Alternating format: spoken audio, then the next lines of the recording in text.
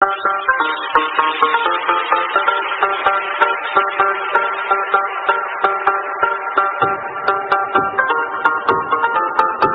Everyone, welcome to PKS chemistry. और चलिए start करते हैं एमएससी फाइनल ईयर की ऑर्गेनिक सिंथेसिस की unit 4th ring synthesis. Last lecture अपने इसका इंट्रोडक्शन लेक्चर अपन ने देखा था। देन अपन हम स्टार्ट कर रहे हैं नेक्स्ट टॉपिक वाइज। पहला टॉपिक अपन ले रहे हैं इसमें सिंथेसिस ऑफ सैचुरेटेड हेट्रोसाइकिल्स, यानी जितने भी हेट्रोसाइक्लिक कंपाउंड्स होते हैं वो भी सैचुरेटेड, उनका सिंथेसिस अपन पहले करेंगे। देन अपन एरोमेटिक्स पे जाएंगे, ठीक है। तो चलिए स्टार्ट करते हैं। इसमें मोस्टली अपन पढ़ने वाले हैं 3 to 6 मेंबर जितनी भी हेट्रोसाइकिल्स रिंग हैं सैचुरेटेड, उनके बारे में अपन पढ़ेंगे स्टेप वाइज। पहले अपन 3 मेंबर देखेंगे, फिर 4th मेंबर, फिर 5th मेंबर और देन लास्ट में 6 मेंबर सैचुरेटेड हेट्रोसाइकिल्स के बारे में उनका सिंथेसिस अपन देखेंगे। क्योंकि आप पूरा डिस्कनेक्शन अप्रोच पढ़ रहे हो एक्चुअल में ऑर्गेनिक सिंथेसिस में, तो आपको मोस्टली पता ही है कि अपन मोस्टली यहाँ पे सिंथेसिस ही करते हैं। तो पहले अपन रेट्रोसिंथेटिक एनालिसिस करवाते हैं, देन उसका सिंथेसिस करते हैं। क्योंकि मैंने आपको स्टार्टिंग के लेक्चर में बता दिया था कि आप डिस्कनेक्शन अप्रोच में क्या करते हो, रिएक्शन को रिवर्स करते हो, ठीक है। रिवर्स रिएक्शंस पढ़ते हैं अपन एक्चुअल में। आज तक अपन रिएक्टेंट से प्रोडक्ट पढ़ते हैं, लेकिन अपन एमएससी के इस क्लासेस के इस बेस पर अपन पढ़ते हैं कि प्रोडक्ट से रिएक्टेंट कैसे बनता है। मोस्टली हर यूनिट में वही प्रोसेस करते हैं। तो चलिए स्टार्ट करते हैं 3 मेंबर्ड रिंग्स के बारे में। जो आपकी 3 मेंबर्ड रिंग्स होती हैं, कल अपन ने देखा था, वो क्या होती है, काइनेटिकली फेवरेबल होती हैं, ठीक है, लेकिन थर्मोडायनेमिकली फेवरेबल नहीं होती हैं। काइनेटिकली फेवरेबल हैं लेकिन थर्मोडायनेमिकली फेवरेबल नहीं है, ये बात आपको ध्यान में रखनी है। इसका मतलब क्या हुआ कि 3 मेंबर्ड रिंग तो बहुत फास्टली, तो बहुत जल्दी बन जाएंगी, लेकिन वो स्टेबल इतनी नहीं रह पाती हैं, ठीक है। फटाफट वो वापस क्या आ जाती हैं, रिएक्टेंट साइड में वापस आ जाती है, यानी फटाफट वो ब्रेक हो जाती हैं, जल्दी से वो ब्रेक हो जाती हैं, ठीक है। यहाँ अपन जो पढ़ने वाले हैं 3 मेंबर्ड में मोस्टली क्या पढ़ेंगे अपन, सिंथेसिस ऑफ एपॉक्साइड्स या कहूँ ऑक्सीरेंस अपन पढ़ने वाले हैं। 3 मेंबर्ड रिंग जो यहाँ पे अपन जिसका सिंथेसिस करेंगे वो क्या होगी, एपॉक्साइड होगी या ऑक्सीजन होगी। मोस्टली क्या होंगे, जिसमें 2 कार्बन होंगे उस रिंग में और एक होगा oxygen atom as a hetero atom, ठीक है। तभी तो 3 मेंबर्ड रिंग बनेगी, ठीक है। कोई भी कैसी, सैचुरेटेड, कोई डबल बॉन्ड वगैरह वहाँ पे प्रेजेंट नहीं होगा। आई बात समझ में? तो चलिए स्टार्ट करते हैं। कुछ एग्जांपल्स के थ्रू आप इस चीज़ को समझ सकते हो। पहला एग्जांपल मैं ले रहा हूँ, ये कंपाउंड, ये मेरा एक टारगेट मॉलिक्यूल है, इसका मैं करवाऊंगा रेट्रोसिंथेटिक एनालिसिस, यानी जिससे मिलकर बना हुआ होगा। तो आपको पता है रेट्रोसिंथेटिक एनालिसिस में अपन पहली स्टेप अपन करते क्या है, पहली स्टेप अपनी ये होती है कि अपन इसका डिस्कनेक्शन करवाते हैं। तो यहाँ जो डिस्कनेक्शन करवाएंगे वो किसका करवाएंगे, कार्बन ऑक्सीजन बॉन्ड्स का अपन क्या करवाएंगे, डिस्कनेक्शन करवाएंगे। अलग अलग डिफरेंट एग्जाम्पल्स हैं। देखो सैचुरेटेड हेट्रोसाइकिल्स, इसमें आप कार्बन हेट्रो एटम का तो डिस्कनेक्शन करवाओगे, लेकिन साथ में आप 1 बॉन्ड का भी करवा सकते हो, आप 2 बॉन्ड का भी करवा सकते हो। वो आप पर डिपेंड है कि आप दोनों 2 बॉन्ड का डिस्कनेक्शन करवा रहे हो, सिर्फ 1 बॉन्ड का डिस्कनेक्शन करवा रहे हो। तो चलिए अपन पहले देखते हैं, अपन 2 बॉन्ड का डिस्कनेक्शन करवाते हैं। जैसे अपन ने कार्बन और हेट्रो एटम का ये बॉन्ड का डिस्कनेक्शन करवा दिया, और एक कार्बन और ऑक्सीजन इस बॉन्ड का अपन ने क्या करवा दिया, डिस्कनेक्शन करवा दिया। जैसे डिस्कनेक्शन करवाएंगे आपको पता है कैसे स्पीसीज मिलेंगी, सिंथेटिक इक्विवेलेंट स्पीसीज अपने को मिलती है, या जनरली कहूँ पहले सिंथोन्स अपने को मिलते हैं। क्या मिलते हैं, सिंथोन्स मिलते हैं, देन अपन बनाते हैं उनका सिंथेटिक इक्विवेलेंट। तो जो सिंथोन अपने को मिलने वाला वो क्या मिलेगा, देखो जैसे ये कार्बन ऑक्सीजन बॉन्ड ब्रेक होगा, आपको पता है ऑक्सीजन पे नेगेटिव आ जाएगा, यहाँ पे भी क्या हो जाएगा, कार्बन में पॉजिटिव आ जाएगा। ऐसे ये बॉन्ड ब्रेक करवाओगे तो यहाँ आप क्या करेंगे, अपन इस कार्बन की तरफ बॉन्ड के इलेक्ट्रॉन को शिफ्ट कर देंगे, क्योंकि इस ऑक्सीजन पे तो नेगेटिव जब आ जाएगा तो पहले से स्टेबलाइज है, तो ठीक है। तो अब क्या होगा, ये कार्बन बॉन्ड के इलेक्ट्रॉन अपनी ओर ले लेता है, तब इस कार्बन इस ऑक्सीजन पे आ जाता है प्लस चार्ज। तो ये बॉन्ड जब ब्रेक हुआ तो इस ऑक्सीजन पे आया, पहले नेगेटिव आ चुका था। ये बॉन्ड कैसे ब्रेक कर दिया अपन ने, अपने एज्यूम कर लिया कि कार्बन ऑक्सीजन ने ज़्यादा इलेक्ट्रोनेगेटिव है, तो बॉन्ड के इलेक्ट्रॉन अपनी ओर ले लिए, तो ऑक्सीजन पे नेगेटिव पार्शियली, इस कार्बन पे पार्शियली पॉजिटिव, ठीक है। पार्शियली क्या गया, पॉजिटिव। लेकिन यहाँ इस कार्बन पर आप प्लस नहीं ला सकते, क्यों, क्योंकि मैंने आपको बताया था सेम चार्जेस पास में नहीं होंगे। ये भी मैंने आपको बताया था डिस्कनेक्शन अप्रोच पढ़ाते टाइम, ठीक है। तब आपको पता हो यहाँ पे आपको नेगेटिव चार्ज चाहिए, तो वो नेगेटिव कैसे आएगा, जब बॉन्ड के इलेक्ट्रॉन इस कार्बन की तरफ शिफ्ट होंगे, तब इस कार्बन पे नेगेटिव और इस ऑक्सीजन पे आ जाएगा पार्शियली पॉजिटिव एक तरीके से।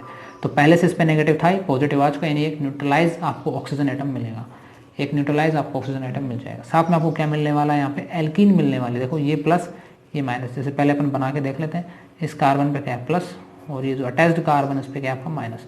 तो ये तो आपको क्या मिल चुके हैं, एक्चुअल में सिंथोन मिल चुके हैं, और इन सिंथोन से आप क्या बना सकते हो, सिंथेटिक इक्विवेलेंट। क्या बना सकते हो, सिंथेटिक इक्विवेलेंट।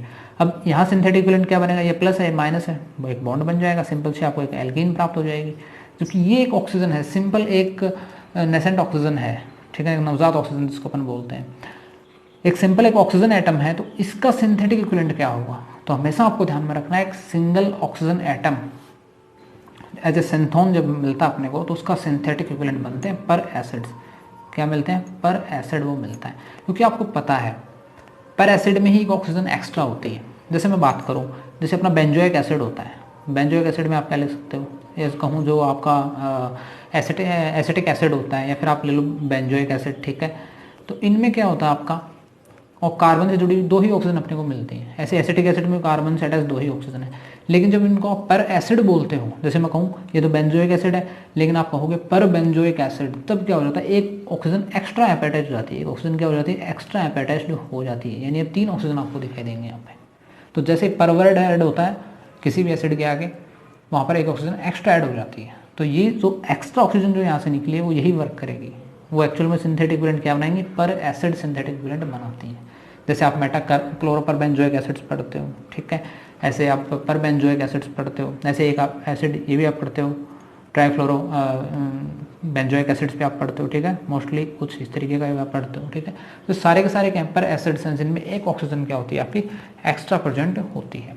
आई थिंक यहाँ तक समझ में आ गया होगा, ये आपका पर एसिड है। तो जो सिंगल ऑक्सीजन है कैसा सिंथेटिक इक्विवेलेंट बनाएगी, पर एसिड का। तो ये तो आपके क्या है, दोनों सिंथोन है, ठीक है, ये तो आपके क्या है, सिंथोन है, और ये आपके क्या है, सिंथेटिक इक्विवेलेंट आपको मिल चुके हैं। क्या मिल चुके हैं, सिंथेटिक इक्विवेलेंट मिल चुके हैं।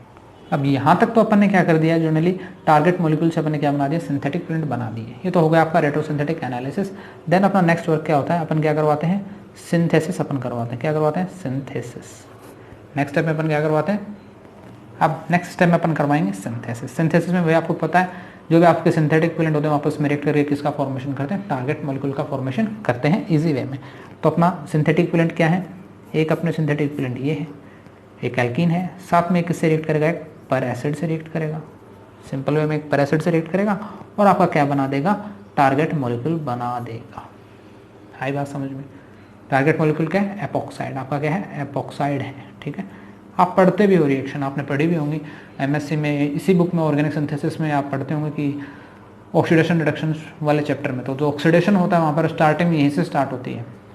चाहे तो आप उसमें टेट्राऑक्साइड का यूज़ कर सकते हो, चाहे आप डायरेक्ट पर एसिड्स, किसी भी पर एसिड की जब एल्कीन पे रिएक्शन करवाते हो तो उसका एपॉक्सीडेशन हो जाता है। ये तो पढ़ते हो, मेन रिएक्शन तो आप एक्चुअल में ये पढ़ते हो, लेकिन अपन पढ़ क्या रहे हैं, डिस्कनेक्शन पढ़ रहे हैं। तो डिस्कनेक्शन में तो आपको क्या करना पड़ेगा, टारगेट मॉलिक्यूल से रिएक्टेंट बनाने पड़ेंगे, या कहूँ प्रोडक्ट से रिएक्टेंट बनाने पड़ते हैं पहले, ये स्टेप आपको करनी पड़ती है। तो आई थिंक आपको ये एग्जाम्पल समझ में आ गया होगा।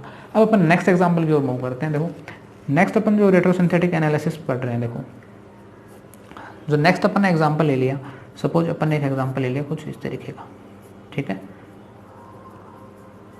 क्या ले लिया अपन, एक मोस्टली अपन ने एक एग्जाम्पल ले लिया जिसमें यहाँ पे मैंने मान लिया कोई 2 एल्किल ग्रुप्स अटैच्ड है, या लगाओ तो ना लगाओ कोई फर्क नहीं पड़ता उससे, ठीक है। मोस्टली यहाँ जो अपन रेट्रोसिंथेटिक एनालिसिस में जो अपने टारगेट मॉलिक्यूल लिया है उसमें एपॉक्साइड से एक आपका क्या जुड़ा हुआ है, एक एस्टर ग्रुप जुड़ा हुआ है। कैसा ग्रुप जुड़ा हुआ है, एक ester as a functional group जुड़ा हुआ है, ठीक है। अब जब ester group as a functional group जुड़ा हुआ है, तब यहाँ पे जो डिस्कनेक्शन होता है वो किस टाइप का डिस्कनेक्शन होता है वो अपने को देखना है। यहाँ 2 टाइप के डिस्कनेक्शन होते हैं, ठीक है। एक होता है कार्बन ऑक्सीजन बॉन्ड का डिस्कनेक्शन होता है, और एक डिस्कनेक्शन कैसा होगा, कार्बन कार्बन बॉन्ड का डिस्कनेक्शन होगा। 2 टाइप के डिस्कनेक्शन होते हैं, ठीक है। कार्बन कार्बन कौन सा, कार्बन कार्बन तो ये डिस्कनेक्शन होगा, ठीक है। और कार्बन ऑक्सीजन बॉन्ड का जो डिस्कनेक्शन होगा वो कौन सा होगा, वो ऑप्शन होगा ये। इसका मतलब क्या हुआ कि जैसे ही अपन ने ये बॉन्ड का डिस्कनेक्शन करवाया और ये बॉन्ड का डिस्कनेक्शन करवाया, तो ये जो जितनी भी ये स्पीसीज है, ये स्पीसीज क्या हो जाएगी, अपने को अलग मिलेगी, जबकि ये स्पीसीज एक साथ होगी। अब कैसे डिस्कनेक्शन होगा, कार्बन ऑक्सीजन का मैंने बॉन्ड ब्रेक किया, सपोज ऑक्सीजन ज़्यादा इलेक्ट्रोनेगेटिव है, बॉन्ड के इलेक्ट्रॉन इधर शिफ्ट कर दिए, इस पर कैसा चार्ज नेगेटिव, इस पर पॉजिटिव चार्ज, सिंपल है, ठीक है। जब ये कार्बन कार्बन बॉन्ड का डिस्कनेक्शन किया तो ऑब्वियस बात है कि जैसे बॉन्ड का डिस्कनेक्शन करोगे तो ऐसा तो है नहीं कि इस पे वापस से प्लस ले आओगे आप, पहले से प्लस है तो ऐसा तो है ही नहीं वापस इस कार्बन में आप प्लस ही ले आओगे, यानी अब आपको क्या चाहिए, यहाँ पे नेगेटिव चाहिए, क्योंकि एक ही एटम पे 2 सेम चार्जेस तो लाई नहीं कर सकते हैं एक साथ, ठीक है। तो इसका मतलब क्या हुआ कि जैसे ये बॉन्ड ब्रेक कब किस साइड में होगा, अब ये बॉन्ड ब्रेक होगा इस कार्बन की साइड में, किस कार्बन की साइड में, इस कार्बन की साइड में। जैसे बॉन्ड इस तरफ ब्रेक होगा, इस कार्बन पे कैसा चार्ज पॉजिटिव, और इस पे आ जाएगा नेगेटिवली चार्ज। आई बात समझ में, ठीक है। अब यहाँ पर प्लस का फायदा क्या हुआ, इधर ऑक्सीजन पे नेगेटिव और ये आपस में बॉन्ड बना लेंगे, ये भी एक वजह है इस बॉन्ड को इधर शिफ्ट करवाने की। आई बात समझ में, तो दोनों ही सूरतों में अपने लिए फायदा ही है। तो अपन क्या करते हैं, बॉन्ड को इधर शिफ्ट करवा दिया तो इस पर कैसा चार्ज पॉजिटिव, ठीक है, सॉरी इस पर नेगेटिव चार्ज आ गया। पहले से ये जब बॉन्ड ब्रेक हुआ तब पॉजिटिव था ही, ये बॉन्ड ब्रेक होने से इस पे आ गया नेगेटिव, पॉजिटिव नेगेटिव न्यूट्रलाइज। तो आपको कैसी स्पीसीज आपको जनरली यहाँ पे मिलने वाली है, यहाँ पर आपको जो स्पीसीज मिलने वाली है वो कुछ इस तरीके की स्पीसीज आपको मिलेगी। और इस कार्बन पे क्या होगा, एक सिंपल 2 इलेक्ट्रॉन्स प्रेजेंट होते हैं, ठीक है। यानी अपन इसको क्या बोल सकते हैं, इसको कार्बीन बोल सकते हैं। क्या बोल सकते हैं, कार्बन। आपको पता है भाई ऐसी स्पीसीज क्या कहलाती हैं, कार्बन ही तो कहलाते हैं। सिंगलेट ट्रिपलेट कार्बन आप जनरली पढ़ते हो, वही तो है ये। इस कार्बन से एक हाइड्रोजन है और एक एस्टर ग्रुप जुड़ा हुआ है 2 वैलेंसीज पर, और 2 इलेक्ट्रॉन इसके पास फ्री है। सिंपल है। तो कैसी एक क्या है स्पीसीज, क्या है, कार्बीन स्पीसीज अपने को मिलती है। साथ में अपने को और जो सिंथोन मिलता है, वो कौन सा सिंथोन मिलता है देखिएगा। यहाँ से आपको क्या मिलने वाला, देखो इस ऑक्सीजन पे, ये जो ऑक्सीजन जुड़ी है इस पे कैसा चार्ज, नेगेटिव, और इस पे पॉजिटिव। ये तो आपको मिल गए सिंथोन्स, और इन सिंथोन से अब आप क्या बना दोगे सिंथेटिक इक्विवेलेंट। तो इससे जो सिंथेटिक इक्विवेलेंट बनेगा वो आपको क्या मिल जाएगा, कीटोन। और यहाँ जो आपको सिंथेटिक इक्विवेलेंट मिलने वाला है वो आपको क्या मिलने वाला है, सपोज करके देखो यहाँ पे क्या मिलने वाला है। मोस्टली आपको पता है कोई भी आप यहाँ पे कैसे स्पीसीज अटैच कर सकते हो, कोई भी हैलोजन जैसे स्पीसीज आप आसानी से यहाँ पर अटैच कर सकते हो, ठीक है। और क्या बना सकते हो, हेलो एस्टर। तो जैसे मैंने हैलोजन को मैंने एक्स से रिप्रेजेंट कर दिया और इस कार्बन से अटैच कर दिया, और ये क्या बन गया, CH3। ये आपका क्या बन चुका है, सिंथेटिक इक्विवेलेंट है। इस कार्बन से बना हुआ सिंथेटिक इक्विवेलेंट है, ये आपको ध्यान में रखना है, ठीक है। जनरली क्या कहलाते हैं आपके, अल्फा हेलो एस्टर। क्या कहलाते हैं, अल्फा हेलो एस्टर आपके कहलाते हैं, क्योंकि इस एस्टर ग्रुप से अल्फा कार्बन है और अल्फा पे जुड़ा आपका हैलोजन ग्रुप, तो कहलाते हैं अल्फा हेलो एस्टर। ये generally alpha halo ester mostly Darzens reaction होती है उसमें एज ए रिएजेंट वर्क करता है। ये जो आपका अल्फा हेलो एस्टर है ये एज ए रिएजेंट यूज करता है, बट डार्जिन्स रिएक्शन में वहाँ ये alpha halo ester direct convert होता है कार्बीन में। आई बात समझ में, डार्जिन्स रिएक्शन में, तो वहाँ पे वर्क करता है। कैसे रिएक्शन में वर्क करता है, डार्जिन रिएक्शन में वर्क करता है, डार्जिन रिएक्शन में वर्क करता है। तो ये आपको 2 सिंथेटिक इक्विवेलेंट मिल चुके हैं। अब आपको क्या करना है, आप तो बहुत ही सिंपल है, आप सिंथेसिस करवाओगे। सिंथेसिस में आपको क्या करना पड़ता है, वापस आपको इन जो 2 सिंथेटिक इक्विवेलेंट आपने बनाए हैं, इन दोनों सिंथेटिक इक्विवेलेंट की आपस में रिएक्शन करवानी होती है, और आपको क्या मिल जाता है, टारगेट मॉलिक्यूल आपका ऑब्टेंड हो जाता है। तो ये रिएक्शन कैसे करेंगे, देखो ये आपका हैलोजन है, ये कुछ इस टाइप का ग्रुप्स आपके पास अटैच्ड है,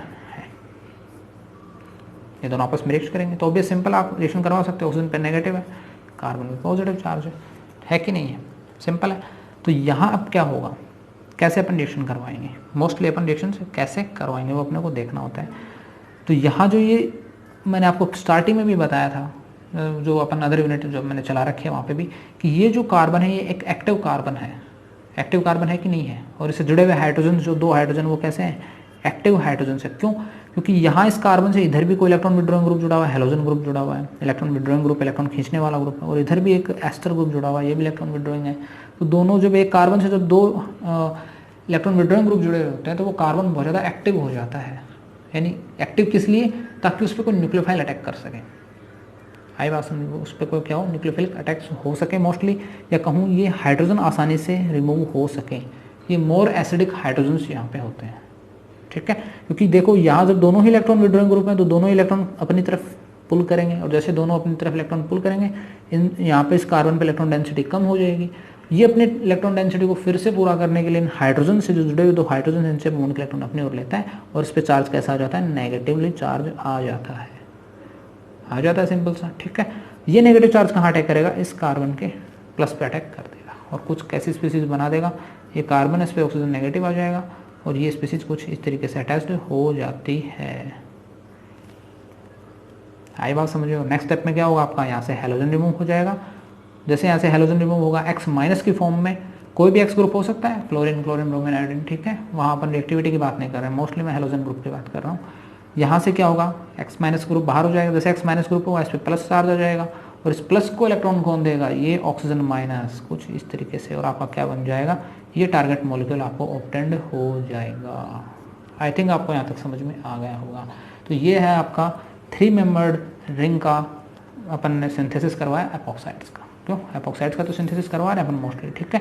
अगर कोई भी एग्जांपल अगर आपको समझ में नहीं आ रहा हो, आप मुझको कमेंट बॉक्स में कमेंट कर देना, मैं अपनी ईमेल आईडी मैं आपको शेयर कर दूंगा, ठीक है। तो आप वहाँ पे मेरे को कोई भी क्वेश्चन, आपकी कोई भी क्वेरी हो, मैं आपको उसका आंसर सेंड कर दूँ, क्योंकि यहाँ पे हर एग्जाम्पल करवाना पॉसिबल नहीं हो पाता है, ठीक है। फिर भी आपकी कोई भी एग्जाम्पल हो, आप मेरे को सेंड कर देना, अपन उस क्वेश्चन को आपको सोल्व करके आपको सेंड कर दूंगा, जस्ट ईमेल ही, ठीक है। तो यहाँ तक थी बात आपकी 3 मेंबर्ड रिंग्स की सैचुरेटेड हेटेरोसाइकल्स के सिंथेसिस की। कल अपन 4 मेंबर्ड पढ़ेंगे, ऐसे 5th मेंबर्ड और देन ऐसे 6th मेंबर्ड, देन अपना पूरा सिंथेसिस ऑफ सैचुरेटेड हेटेरोसाइकल्स कंप्लीट हो जाएगा। तो आई होप आज के लेक्चर में आपको समझ आ गया होगा कि किस टाइप से अपने को देखिए ये जितनी भी रिंग है, मैं फिर से बोल रहा हूँ, 3 मेंबर्ड रिंग्स बन रही हैं, काइनेटिकली बहुत ज़्यादा स्टेबलाइज होती हैं, काइनेटिकली फेवर होती हैं, बनती बहुत जल्दी हैं, लेकिन थर्मोडाइनमिक फॉर्म या थर्मोडाइनमिक फेवरेबल नहीं होती हैं, इसलिए क्या हो जाती है, जल्दी ब्रेक्स हो जाती हैं, ये अपन ने कल भी बात की थी। ठीक है, अब देन अपन 4 मेंबर्ड पढ़ेंगे। 4 मेंबर्ड तो आपको पता है ना तो काइनेटिकली स्टेबल होती है ना ही थर्मोडाइनमिकली स्टेबल होती है। ठीक है, 5th और 6th मेंबर्ड काफ़ी अच्छी काइनेटिकली फेवर्ड भी होती है और थर्मोडाइनमिकली फेवर्ड भी होती हैं, तो उनका सिंथेसिस पढ़ने में काफ़ी इंपॉर्टेंट है वो। तो ये सब अपन नेक्स्ट लेक्चर्स में पढ़ेंगे। आज के लिए इतना ही, थैंक यू।